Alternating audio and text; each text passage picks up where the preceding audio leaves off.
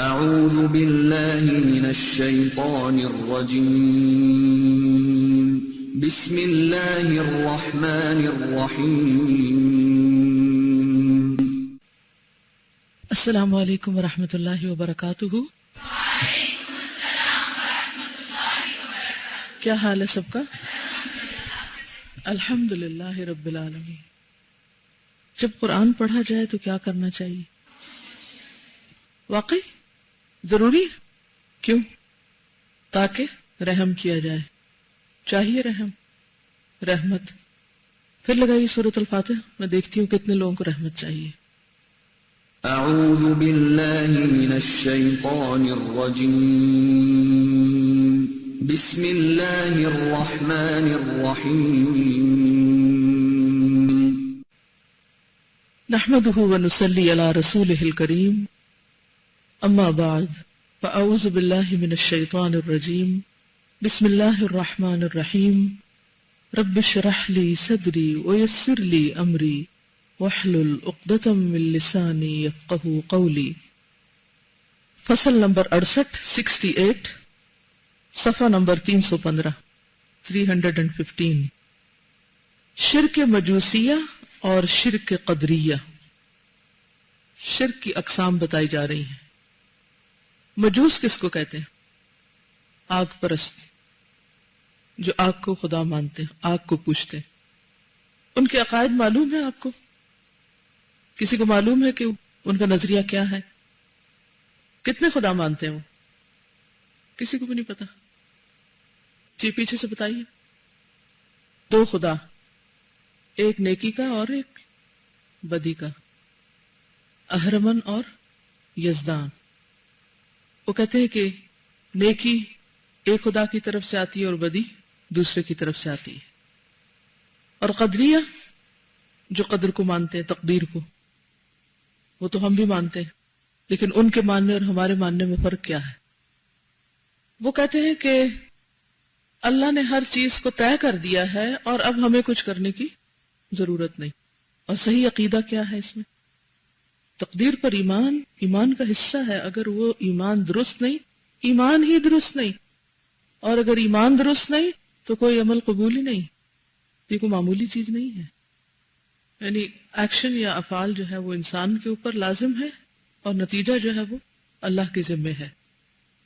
شرک کی ایک قسم یہ ہے کہ اللہ کو معبود حقیقی مانتے ہوئے بھی، اللہ کو الہ مانتے ہوئے بھی دوسروں کو معبود اور اللہ کا شریک گردانا جائے۔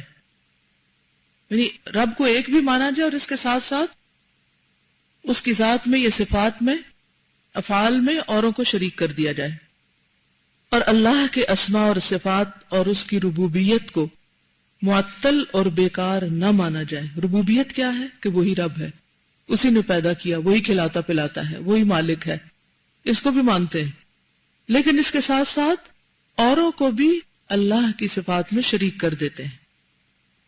جیسے کہ نصارہ کا شرک ہے کہ یہ اللہ کو 3 خداؤں میں سے ایک خدا مانتے ہیں۔ مسیح کو بھی خدا کہتے ہیں اور مسیح کی والدہ کو بھی۔ مجوسیوں کا شرک بھی اسی قبیل سے ہے۔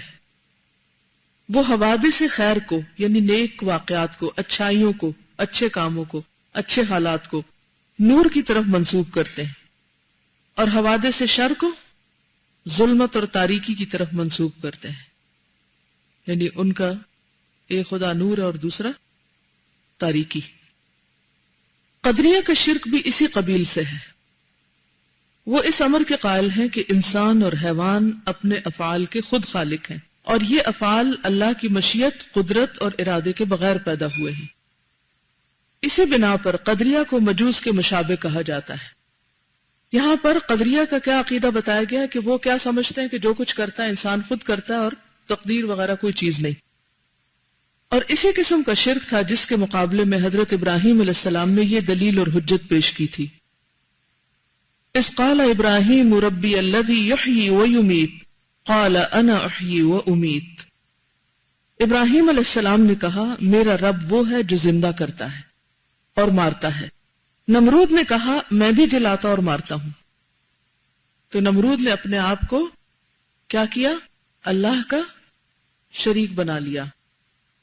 مارنا اور زندہ کرنا یہ کس کی صفات ہیں؟ صرف اللہ کی. لیکن اگر انسان کسی اور کے بارے میں یہ سمجھتا ہے کہ وہ موت اور زندگی کا مالک ہے تو یہ بھی شرک میں شامل ہو جاتا ہے. نمرود اپنی جان کو یعنی اپنے آپ کو اللہ کے مثل اور مانند سمجھ رہا تھا. وہ اپنے زوم اور اپنے خیال میں یہ سمجھتا تھا کہ میں بھی اللہ تعالیٰ کی طرح جلا سکتا ہوں، مار سکتا ہوں. حضرت ابراہیم علیہ السلام نے بطور حجت الزامی، حجت الزامی، حجت کہتے ہیں دلیل کو، اور الزامی کا مطلب کیا ہے؟ کسی کی بات کا جواب دیے بغیر ایسا سوال اس سے کرنا کہ جس سے اس کی دلیل یا اس کی بات کا توڑ ہو جائے. چیلنج کرنا جسے کہتے ہیں. فرمایا کہ اگر تیرا یہ کہنا صحیح ہے تو تجھے اس پر بھی قدرت حاصل ہوگی کہ اللہ تعالیٰ آفتاب یعنی سورج کو مشرق کی جانب سے نکالتا ہے تو مغرب کی جانب سے نکال لا. حضرت ابراہیم علیہ السلام کا یہ قول ایک الزامی حجت ہے، یعنی جس میں ایک الزام لگایا گیا ہے. بعض اہل جدل نے یہ کہا ہے، جدل کس کو کہتے ہیں؟ جھگڑا، یعنی جو جھگڑنے والے لوگ ہیں، بحث مباحثہ کرنے والے، just for the sake of argument, کہ حضرت ابراہیم علیہ السلام نے ایک دلیل چھوڑ کر دوسری دلیل کی طرف رجوع کر لیا. ایک دلیل چھوڑ کر دوسری کی طرف رجوع کر لیا، یعنی اس شخص کے سوال کا جواب نہیں دیا. یہ قطعاً غلط ہے، بلکہ نمرود کی دلیل کی جامعیت کے خلاف ایک الزامی حجت ہے. یعنی نمرود کی بات میں کوئی جان نہیں تھی، اس لیے وہ صرف یہ کہنے سے نہیں مان سکتا تھا یا سمجھ سکتا تھا کہ ابراہیم علیہ السلام اگر ایک اسٹریٹ سمپل جملے میں کہتے کہ نہیں میرا رب زندہ کرتا اور میرا رب ہی مارتا ہے، تو اس بات کو وہ نہیں مانتا تھا. اور اگر وہ یہی بات دوبارہ دہرا دیتے تو کیا ہوتا؟ اس کو پھر بھی سمجھ نہ آتی. تو اس طرح جب ابراہیم علیہ السلام نے اس انداز میں بات کی تو ایک دم اس کا ذہن کھل گیا. فَبُهِتَ الَّذِي كَفَرَ، حیران ہو گیا، لاجواب ہو گیا. تو ابراہیم علیہ السلام نے ایسی بات کہی، اس انداز میں بات کہی اور اسی کی ٹون اور اسی کے سٹائل میں بات کہی کہ جس کا وہ جواب نہ لا سکا، کہ اگر تو اپنے دعوے میں سچا ہے تو ایسا کر دکھا. میں نے کہا اوکے فائن. وقتی طور پہ کیا کہا؟ ہاں مان لیا کہ تو یہ کر رہا ہے، اور اگر واقعی تو یہ کر رہا ہے تو پھر یہ بھی کر. تو نتیجہ کیا تھا کہ یہ تو نہیں کر سکتا. اگر یہ نہیں کر سکتے تو پہلی چیز کیسے کر سکتے ہو؟ وہ بھی تمہارے پاس اختیار نہیں ہے. ستارہ پرستوں کا شرک بھی اسی قبیل کا تھا کہ وہ کواکب علویہ کو، کواکب کس کو کہتے ہیں؟ ستاروں کو، اور علویہ اوپر کو اللہ کا شریک گردانتے تھے. ایسی قوموں کو کیا کہتے ہیں؟ ستارہ پرست. اور اس عالم کی تدبیر اور نظام کا انہیں مالک و مختار مانتے تھے، جیسا کہ فرقہ صائبیہ کا مذہب ہے. وہ کیا سمجھتے تھے؟ قسمت کس کے ہاتھ میں ہے؟ آج بھی بہت سے لوگ جو اللہ کو ایک مانتے ہیں اس کے باوجود نجومیوں کے پاس جاتے. نجومی کا لفظ کس سے نکلا ہے؟ نجم سے. اور نجم کس کو کہتے ہیں؟ ستارہ. نجومیوں کا خیال بھی کیا ہے کہ دنیا میں جو مختلف حوادث ہو رہے ہیں یہ کس کا نتیجہ ہے؟ ستاروں کی گردش کا نتیجہ ہے. آپ کیا کہتے ہیں اس بارے میں؟ بڑے خوبصورت خوبصورت نام رکھے ہوئے لوگوں نے اس کام کے لیے، اور اس پر بڑی بڑی کتابیں چھپتی ہیں ہاروسکوپس پر. جی آپ کا ستارہ کیا کہتا ہے؟ اور یہ لفظ بھی بولا جاتا ہے قسمت کا ستارہ. قسمت کا ستارہ آج کل گردش میں ہے، سب کو پتا ہے. یعنی اتنا یہ مشہور ہے اور اتنا یہ عام ہے کہ ہم سوچتے بھی نہیں کہ قسمت اللہ کے ہاتھ میں ہے یا ستاروں کے ہاتھ میں. اور ستاروں کی گردش سے قسمت کا کیا تعلق؟ وہ کسی نے کہا تھا نا، ستارے تو ہیں قسمت کے مارے، خود بھی گردش میں رہتے ہیں. یہ تو بیچارے قسمت کے مارے در در گردش کرتے ہیں. کچھ ایسے ہی ہے کہ جس کا مطلب یہ ہے کہ ان کے ہاتھ میں کیا قسمت ہے، ان کو تو اپنی قسمت نہیں پتا، وہ تو خود ایک گردش میں ہے. یعنی ستارہ گردش میں ہے کا مطلب عام طور پہ کیا لیا جاتا ہے؟ یعنی وہ شخص زوال پذیر ہو رہا ہے. تو جو خود گردش میں، ستارے کو اسٹل ساکت جامد چیز تو نہیں، تو گردش کر رہے ہیں. تو وہ تو ان کی اپنی قسمت جو ہے وہ گردش میں ہے، وہ کسی اور کی گردش کے کہاں سے مالک ہو گئے. تو اس لیے بہت ضروری ہے کہ انسان جو بولے سوچ سمجھ کر بولے اور دیکھے کہ اس کا پیچھے پس منظر کیا ہے. یہ کسی نے چھوٹا سا دیا ہے ایک بہت ہی کمپیکٹ اور جامع سا اشتہار جو عام طور پر دین کی دعوت والے نہیں بنا سکتے. اس میں انہوں نے ایڈریس بہت بڑا بڑا دیا ہے، بڑے بڑے فون نمبر لکھے ہوئے ہیں اور لکھا ہے اب ہر کسی کی دلی مراد پوری ہوگی. ہر کسی کی، صرف آپ کی نہیں، ہر کسی کے مالک ہو گئی، ہر الجھن کا خاتمہ. اور خود کو پروفیسر بھی لکھا ہوا ہے. یہ مجھے نہیں سمجھ آتی کہ یہ کس کرائٹیریا کے تحت پروفیسر بن گئے. اور پھر جادو برحق ہے. کیا یہ جملہ بھی درست ہے؟ برحق، بر کا کیا مطلب ہوتا ہے؟ پر. جادو برحق ہے کا مطلب ہے جادو حق پر ہے. اور پھر لکھا اگر آپ کو علم ہے تو اہل علم سے دریافت کرو. ہر بڑی سے بڑی الجھن کے لیے اپنا حساب کروائیں اور مصیبتوں سے نجات پائیں. گویا مصیبتوں سے نجات کے مالک بھی انسان بن گئے. صریح شرک ہے، لیکن کتنے لوگ اس کو واقعی شرک سمجھتے ہیں. آج ہر شخص کسی نہ کسی پریشانی میں مبتلا ہے اور کوئی نہ کوئی وے آؤٹ چاہتا ہے. جب اس کو راستہ چلتے ہوئے ایسی چیزیں مل جائیں تو وہ موبائل تو اس کی جیب میں ہے. آج کروڑوں لوگوں کے پاس موبائل ہے، ہزاروں اور لاکھوں کی بات نہیں. اور اس نے زندگی کو خیر اور شر میں اور آسان کر دیا ہے.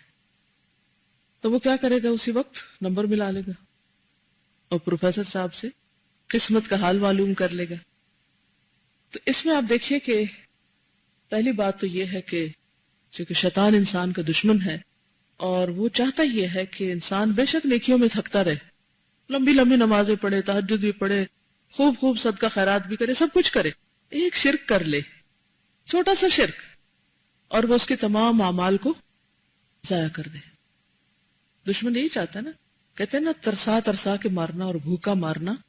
یہی بات ہے کہ انسان کو وہ دشمن اس طرح مارتا ہے کہ بعض اوقات بڑے بڑے نیکی کے کاموں میں رکاوٹ نہیں ڈالتا کہ آپ کرتے جائیں جو کرتے ہیں، محنت کریں، خوب تھکیں، لیکن عاملۃ ناصبہ، اینڈ آف دا ڈے کچھ بھی ہاتھ میں نہ رہے. اسی لیے اللہ سبحانہ وتعالیٰ نے قرآن مجید میں فرمایا فَعْلَمْ أَنَّهُ لَا إِلَهَ إِلَّا هُ، بس جان لو، علم حاصل کرو کہ اللہ کے سوا کوئی الہ نہیں. یہ بات علم سے تعلق رکھتی ہے. اور علم کا مطلب صرف اتنا جان لینا، صرف اتنا اقرار کر دینا، یہ زبان سے بول دینا کافی نہیں کہ لا الہ الا اللہ. بہت سے لوگ یہ کہتے ہوئے بھی شرک میں مبتلا ہو جاتے ہیں.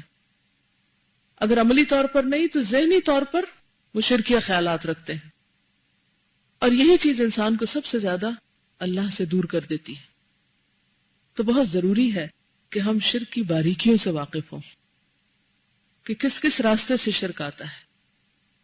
پھر یہ لکھتے ہیں کہ آفتاب پرستوں یعنی سورج پرستوں اور آتش پرستوں کا شرک بھی اسی قبیل سے ہے. یہ تمام مشرک فرقے ہیں. ان میں سے بعض یہ کہتے ہیں کہ معبود حقیقی تو صرف اللہ ہے، یعنی بعض کا یہ قول ہے. حتیٰ کہ مشرکین مکہ سے بھی جب پوچھا جاتا کہ کس نے یہ سب کچھ پیدا کیا تو وہ کیا کہتے؟ اللہ نے. تو پھر اللہ تعالیٰ فرماتے فَأَنَّا يُؤْفَكُونَ، یہ کہاں سے پھیر دیے جاتے ہیں؟ کون ان کی مت مار دیتا ہے؟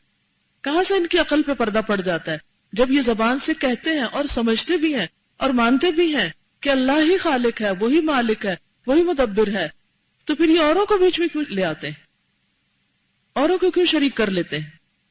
بعض کہتے ہیں کہ سب معبودوں میں بڑا معبود اللہ ہے. بعض کہتے ہیں کہ جس طرح اور معبود ہیں اللہ بھی ایک معبود ہے، لیکن جب عبادت کے لیے اسی کو مخصوص کر لیا جاتا ہے اور دوسرے معبودوں سے توجہ ہٹا کر صرف اسی کی طرف توجہ پھیر لی جاتی ہے تو یہ بندے کی مقصد براری کر دیتا ہے. بعض کہتے ہیں ہر چھوٹا اور قریبی معبود اپنے مافوق معبود تک رسائی کا واسطہ اور ذریعہ، یعنی ایک لمبی لائن ہے، لہذا ایک چھوٹے کے پاس جاؤ وہ بڑے کو کہے گا، اس سے آگے نہیں، پوری ایک چین چلتی اور حتیٰ کہ پھر بڑے کے پاس چلی جائے گی آپ کی بات.